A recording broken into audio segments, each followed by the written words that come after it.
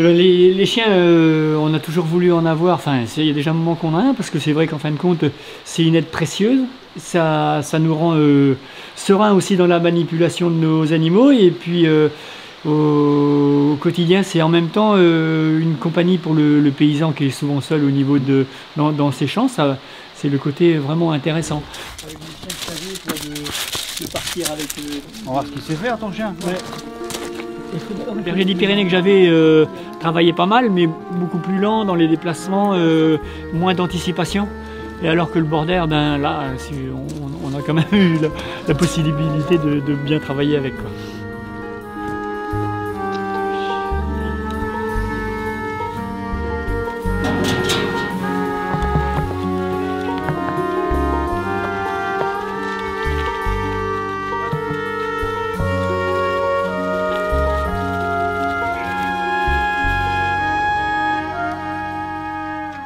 Là, je gère le chien à distance, sachant qu'elle est encore attentive aux animaux. Voilà. Là, par contre, si je peux la débrancher complètement, si je lui dis que c'est fini, elle va venir avec moi, et puis elle va plus s'occuper du tout des animaux. Là, elle se dit, tiens, peut-être que j'y vais avoir besoin de moi, je reste, elle est toujours à regarder. Elle est disponible au travail. Voilà.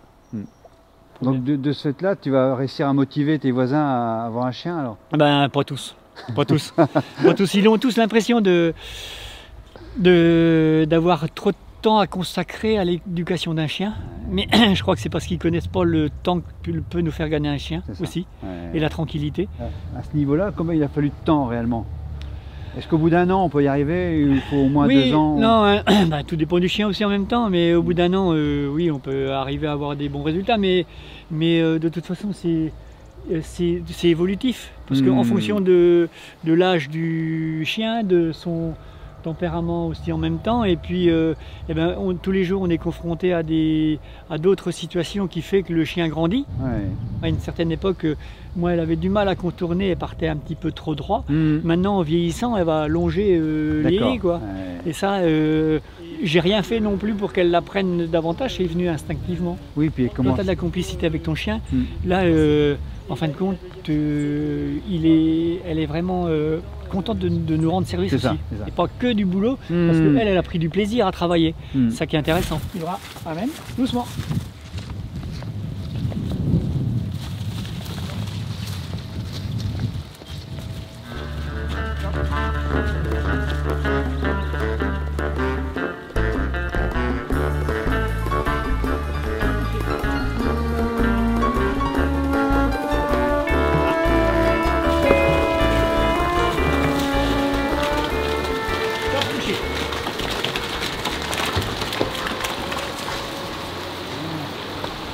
Est-ce qu'on peut dire que grâce aux chiens, les animaux sont plus proches de l'homme?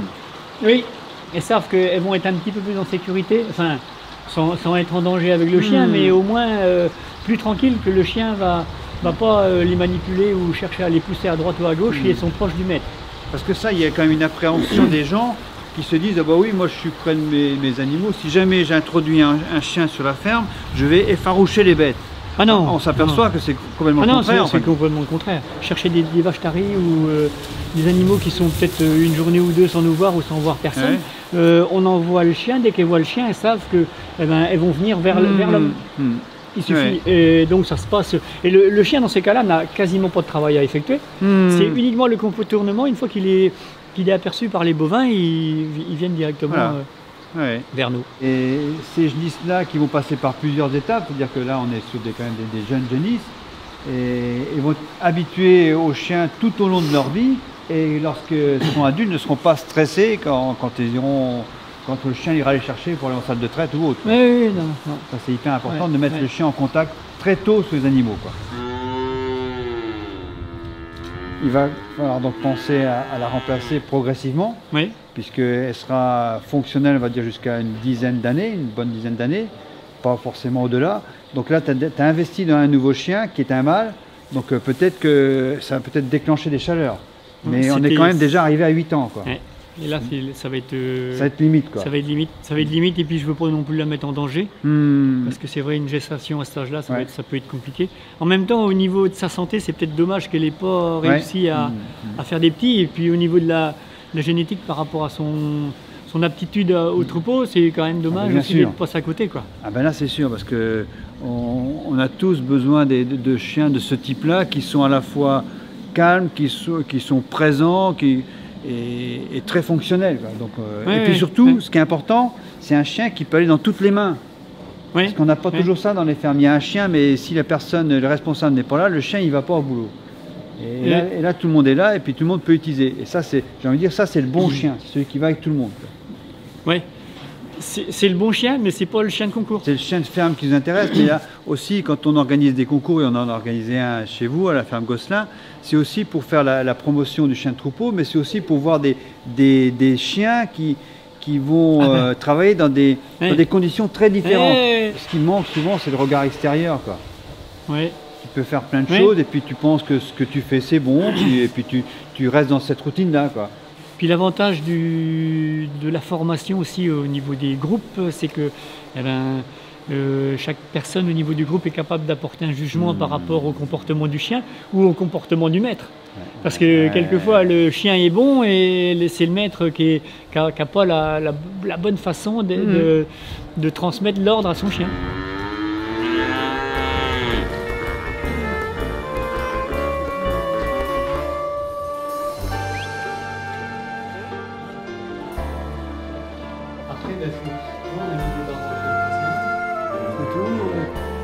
Il y a plein de trucs que Christophe fait au fur et à mesure.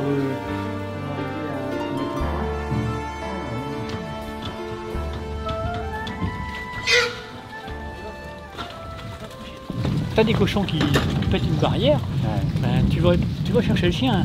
Que si on pourrait faire l'expérience de mettre le chien de côté et puis de lâcher des cochons et que nous on les ramasse, on passerait. Combien faut le bonhomme pour récupérer les cochons? C'est là la difficulté. Oui, alors. Ce que je disais tout à l'heure, le bovin il vient vers l'homme, mais le cochon il n'a pas l'habitude de ça. On a du mal, hein. Enfin, la dernière fois avec Christophe ils nous ont fait tourner en bourrique, donc là dehors c'est même pas la peine. Hein. Voilà, c'est ça que je disais. C'est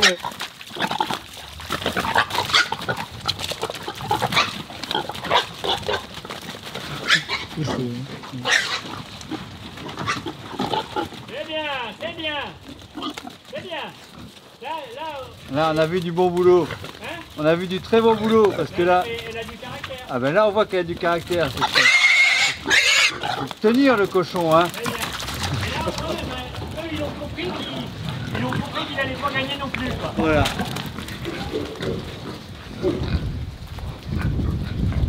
Et donc, bien sûr, c'est la première fois qu'ils sortent. Hein. Ah ouais. Jusqu'à 4-5 vaches, à partir du moment où tout le monde suit à peu près correctement, ça va. T'as pas de chien, il te faut une bétaillère. Ah bah oui.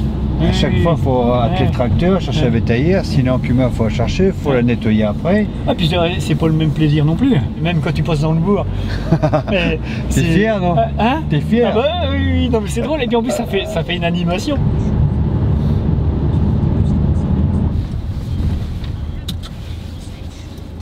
Ben, c'est toi qui nous a appris ça en fin de compte.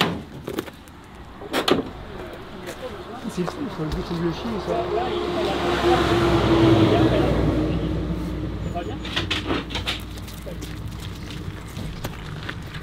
Ça, c'est hyper important. Très important. Sinon, de toute façon, à peine que la porte est ouverte, oh, le chien est déjà sorti, t'as rien vu, quoi.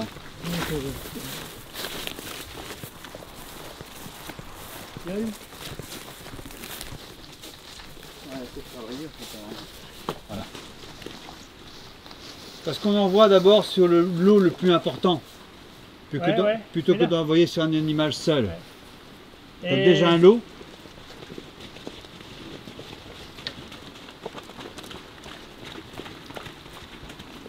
Voilà.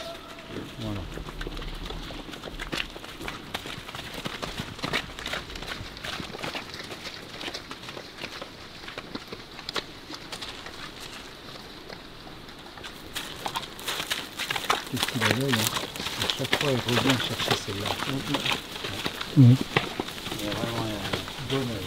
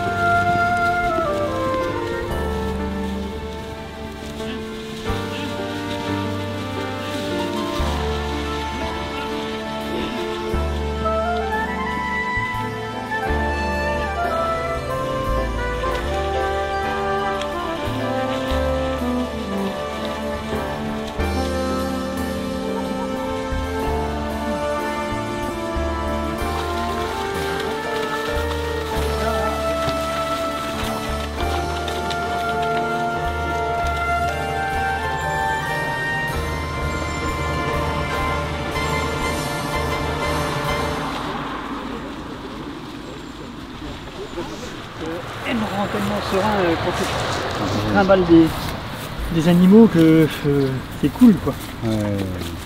Parce que j'étais pas inquiet, même si ça a galopé un petit peu partout. Oh, ça l'a fait. C'est beau hein. Ouais. Les animaux dans le champ, c'est fini. Ouais. Toute batterie, tu vois, là elle va même pas chercher à les récupérer. Elle attend. On va mettre des gars à galoper en montant pour ramener les animaux. Non, il serait encore. Oui. Allez. Hop. Et là, le refuge, c'est le camion. Et parce que quand tu as une route comme ça à côté, là, il faut avoir confiance au chien aussi. Hein. Et c'est aussi important peut-être là de laisser la porte ouverte des fois. S'il y a un problème, le chien... Ouais, c'est ça. Voilà. C'est ce que je fais tout le temps. Par habitude, parce qu'au moins, là, c'est vraiment... À côté de ça, ben, ton chien a fait un bon boulot, tes animaux sont rentrés dans le champ que tu avais envie, c'est cool. Hein. T'as passé une bonne journée, Vincent. Ouais, ça fait non, mais c'est vrai. Oui. Ouais. Et, on a besoin de ça parce que le métier est difficile. Et puis des moments, c'est des moments de bonheur, des moments de plaisir, ça. Ouais. Et puis le côté réussite, complicité entre l'éleveur et le chien. Tu as besoin de personne et c'est en même temps une sécurité parce que tu sais que elle va pas te lâcher quoi. Oui, c'est ça. Voilà. Tu vas aller coûte que coûte, de toute façon le chien il ira jusqu'au bout, il va te les ramener. Ouais, voilà. Ce que tu disais tout à l'heure, elle a toujours un œil sur moi, mais c'est vrai qu'en même temps, ça fait partie du travail accompli. Elle est contente d'avoir bossé pour moi.